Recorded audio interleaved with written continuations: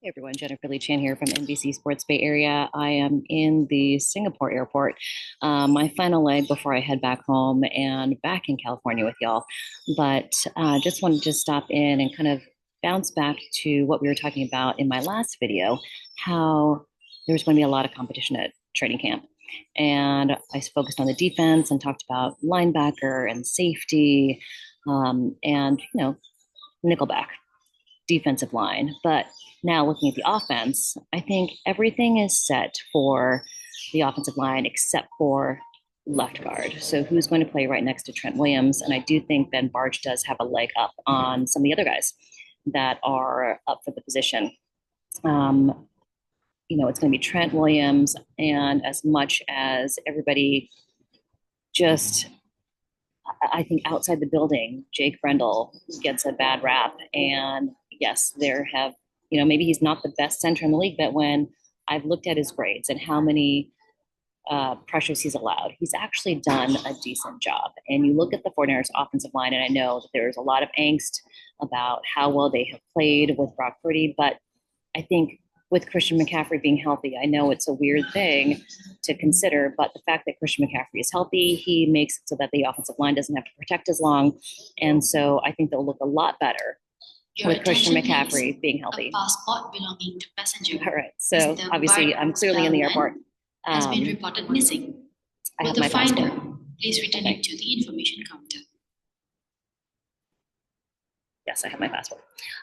So it'll be interesting to see how the offensive line performs. And I think there were less complaints about the offensive line in 2023 when the 49ers made it to the Super Bowl. And I think it'll be the same way again this year. Christian McCaffrey, what he does, how he changes the way the 49ers offense is played and how effective they are. Jordan Mason was an incredible runner, but he just doesn't have that pass catching ability. He doesn't have the same type of style. I mean, Christian McCaffrey is who he is for a reason. Jordan Mason is, who he is for a reason. There are different elements to Christian McCaffrey that make him a first round draft pick, that make him an all pro, that make him an offensive player of the year. So having him in the lineup makes a huge difference. And so I think that will make a huge change on how everybody perceives the 49ers offensive line coming up. Huge competition at wide receiver.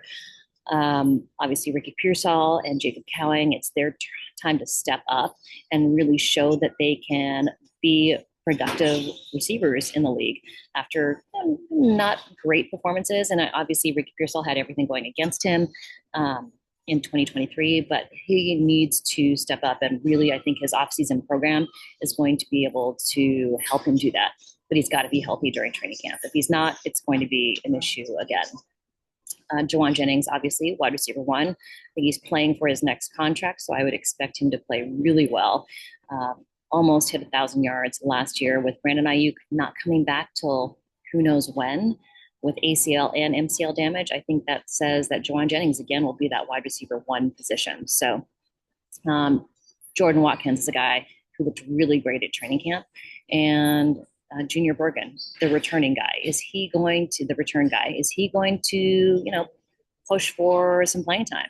And then there's also Tariq Owens. There's some guys that they really like that have been on the practice squad. Are they going to be able to keep them all? Who's going to be the final 6 wide receivers that they keep when they cut down 53? So a lot of camp battles there. Tight end, obviously George Kittle and Luke Farrell, who's going to be his backup. Those two are definitely going to make it. Who's the third? Is it going to be Braden Willis? It'll remain to be seen who competes for that position. So there's a lot of positions in flux. There's a lot of competition that's going to be happening at training camp. And I think it's going to be a really fun training camp to watch because there are going to be some really stiff battles and guys who are going to need to take that next step. So I'm excited for training camp. We have still several weeks. I do head to Nashville for Tight Ends University pretty soon. So lots of information there. Hopefully Luke Farrell goes. He has not spoken to the media yet since he's become a 49er. So hopefully he's there and I'll be able to get the first interview with Luke Farrell that we've seen since he signed a 3-year, $20.25 million deal with the 49ers, biggest free agent signing of the year. So that's all I've got from Singapore.